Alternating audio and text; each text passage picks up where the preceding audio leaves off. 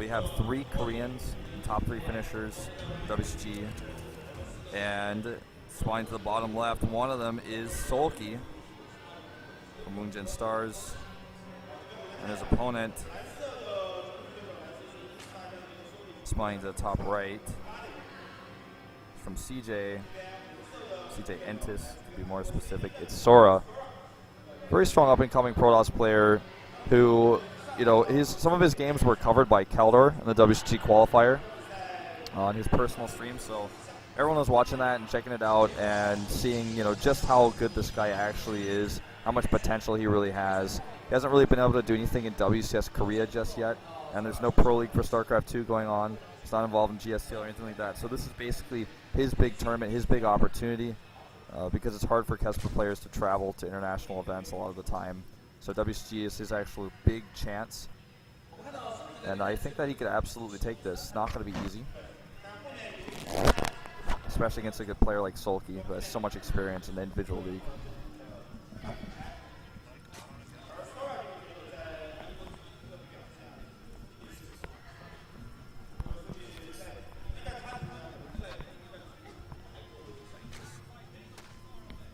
All right, so I have a really crazy stream setup I'm working on right now, where I'm holding my microphone and that's attached to a headset in my hand.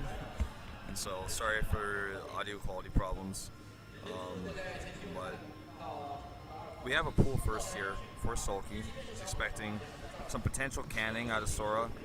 And after what Soulkey had happened to him with Jim earlier, how often he got canned, I don't blame him for this. Sora sees, okay, it is not actually a hatch first. Starts his forge and will pylon block here, almost 100%. Yeah, there it is. Goes for the pylon block. Very, very annoying.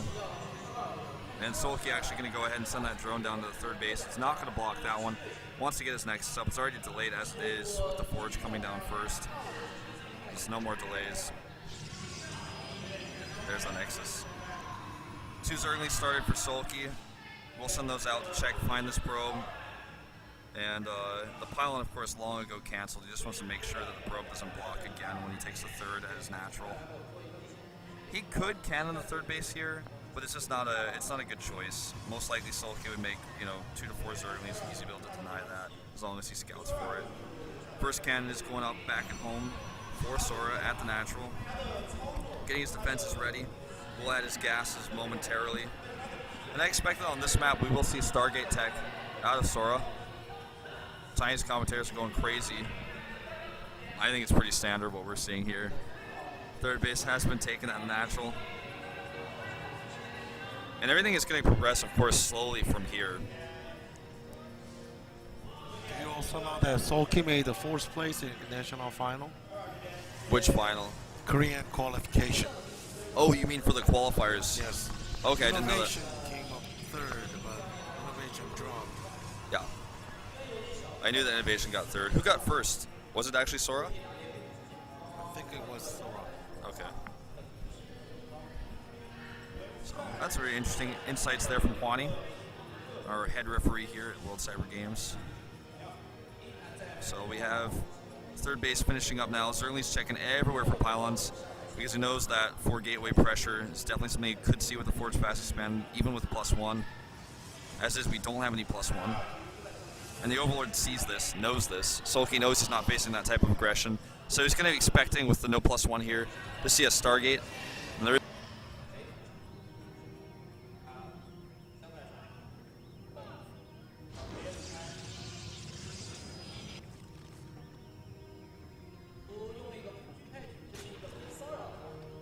and the faster that Soulkey gets wind of this, the better.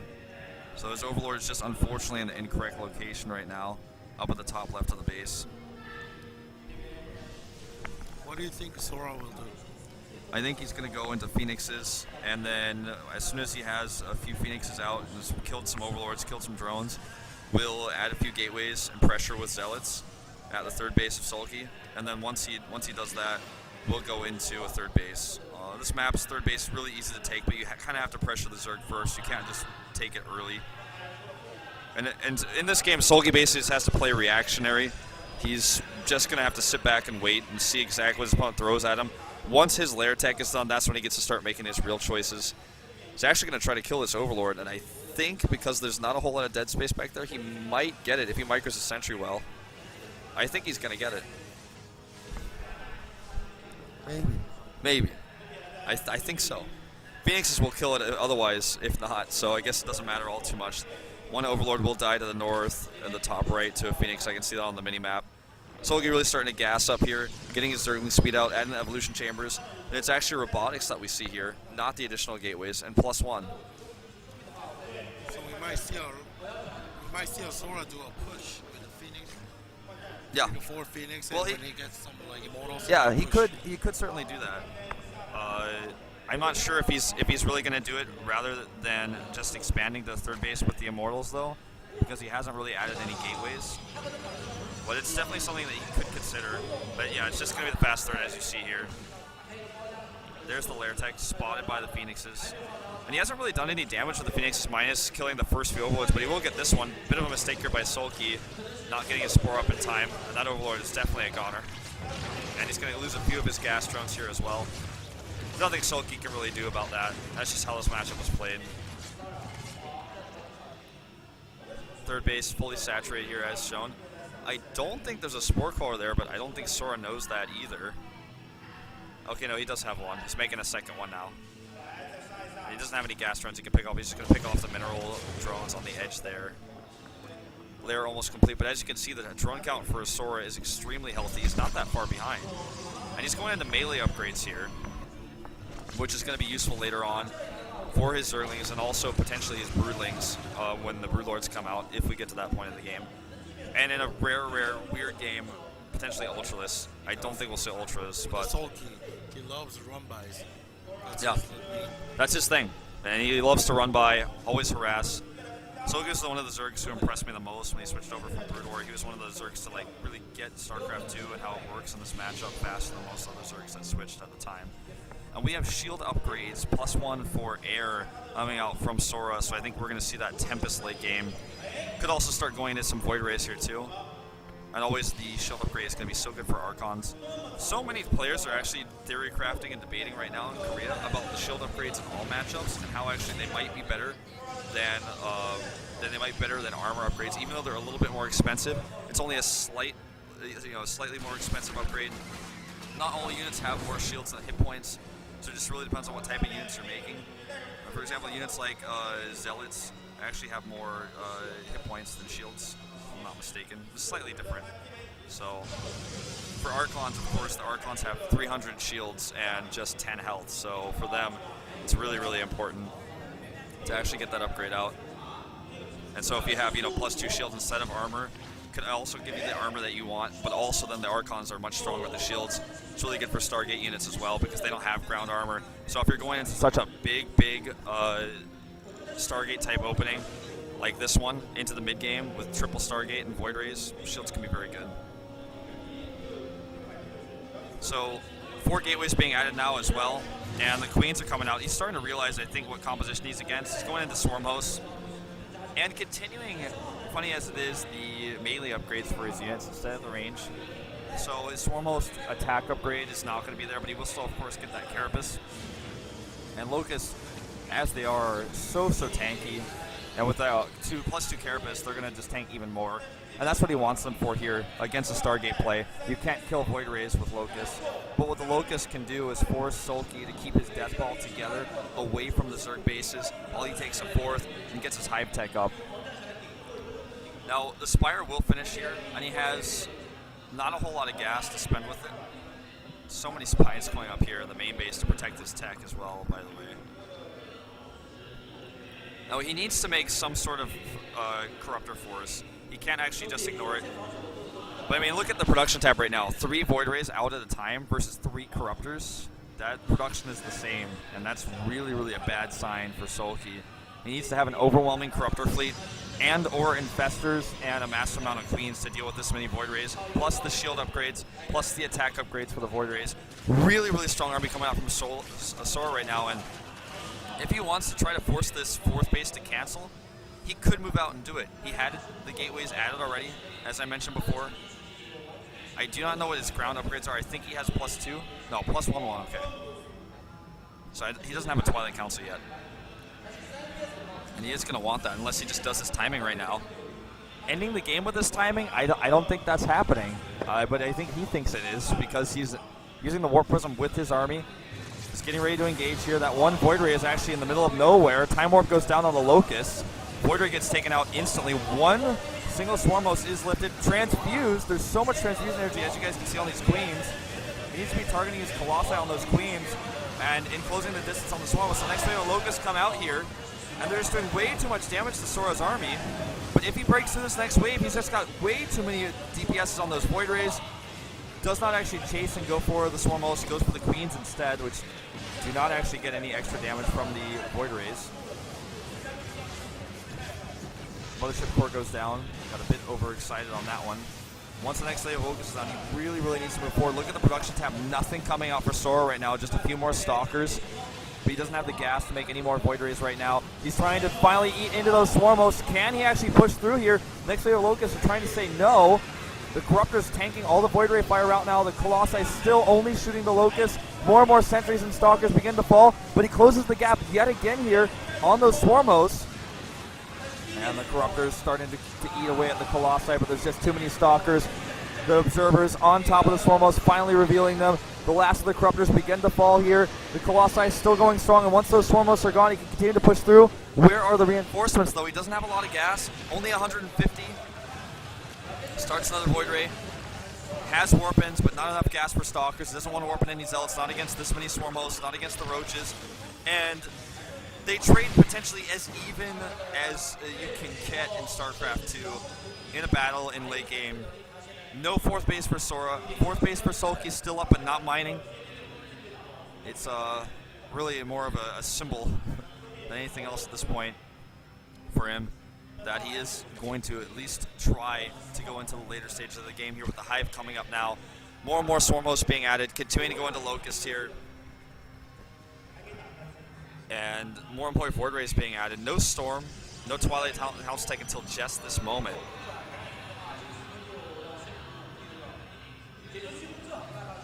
Well, with the Hive Tech coming out, he can go into 3-3. Can switch into Ultras later if he wants to. Most importantly, though, we'll be able to get the Vipers out. Viper's going to be great not only against the Colossi, but also against the Void Rays.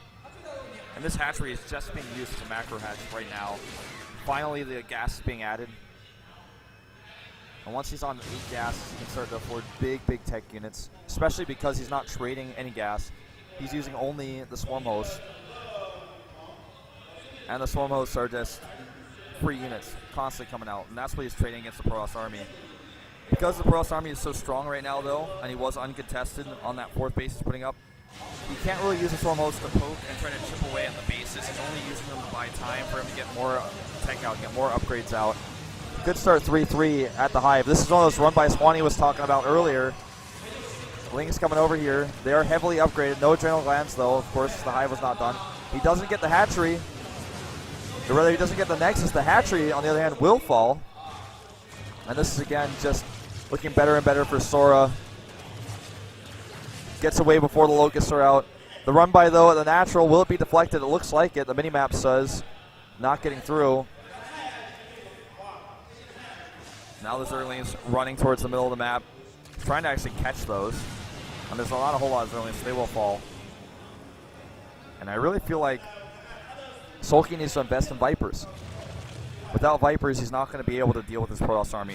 There's way too many Colossi. The Locusts are never going to do any actual damage against this many Colossi. He may be able to kill a Stalker or 2 with each wave. Blink is coming out. Finally, the +2 for Sora. Now that Twilight Council is done. But watch how he deals with Locusts. He can actually just walk away, kite a little bit. When he goes into the actual fights, it will be a different story. There's the Fleet Beacon. And this will be later for Corruptors. Tempest. If there are any Broodlords. But for now, it's going to be for +2. +2 for the Void Rays. So those are your high tech tiers coming out for your Protoss. Infestors, and more Infestors. That's what Soulkey's wanting right now because he's getting the Patching Glands upgrade. Really, I really strongly feel a Viper or 2 could really help out just for 1 or 2 Yanks. The Roaches here will kill a cannon, but nothing else. He wants to switch out to Roaches. They were just a defensive measure in case of a timing attack earlier. But Roach is not really going to be the bread and butter of his army. That's why you got the melee units. A lot of probes go down while he deals with the roaches on the other hand, and that's painful. More painful still, though, is this base having to be canceled again. He killed it once, and I think that's the second time he's had to cancel it. A few drones fall. End of the posturing here of Sora's army. He's going around the right side. We'll try to force another cancel if the hatchery is rebuilt. Just trading so well with his zealots against the Zerglings there. And the mining at the 4th base is about to resume. He's replaced his units. And a huge wave of Locusts arrives just too late at that Nexus. And I have to wonder, can Soulkey really hold this push without the Infestors? There's 6 of them on the way, but they're the first 6. The first wave of Locusts here will buy him a little bit of time. And actually, Sora walks back. +2 attack is on the way for air. Storm is on the way. A second Robo for more Colossi on the way as well. And a Warp Prism for harassment. So with all the investments that we had in Spine Crawlers in the main base earlier, though, Zealot run by is probably not going to do too much there. But it could be really useful against the 4th base that's being remade right now at the bottom of the map. And actually, this is a good angle for Soulkey. On those Colossi, Corruption goes down on all the units. The rest of the Voiders are out of position. And now the Zergling's coming in. He actually recalls a panic recall here. And the Colossus falls. That was an excellent trade for Soulkey. That's exactly what he needed in this game. Now that he has the Infestors out, he can continue to build that energy. He was really in a tough spot, but that was excellent for him. Now, Broodlords will be on the way relatively soon with the Greater Spire coming in. Burrow on the way as well. And he's got this excellent position on Sora's 4th base. Sora losing so many Colossi there. Getting a few Archons out. He needs that Storm, but Storm can only get you so far. +2 halfway done for the Void Rays. The Void Ray count severely diminished, though, because of that last engagement. Meanwhile, I have an update through wins. The final Warcraft 3 tournament that we will ever have in esports history. On the main stage, fans are going crazy. We have about 15,000 people here at the venue. Through beats Moon, and it's a tough way to go out. Moon actually playing against him and facing a random in the first round. Play crazy. So China will actually take Warcraft 3. Meanwhile, we have more Zealot run bys here on the StarCraft 2 stream. And he's starting to pick away at that Nexus hit points with the Locust. Dark Shrine being made now, as he has eliminated all the detection over here. And those shield upgrades for the Zealots actually really coming through. You can kind of see that. Nexus barely targeted down. You'll want to remake that. These 2 queens, not long for the world. A huge Zealot warping in the main base, but with that Corruptor and all the Spine Crawlers he invested in earlier, not going to get a whole lot done. Maybe get a queen here. Not too important. This is not the stage of the game as Zerg player. We need a lot of larvae. He's making basically units off of the units he has, making Corruptors auto into Broodlords. Could be important later, though, if he wants to make a big wave of Zerglings. And a great fungal there on those Stalkers. He's blinking forward, attempting to target down the Infestors, but he doesn't get him. But this is a huge win here for Soulkey. So many Stalkers essentially for free.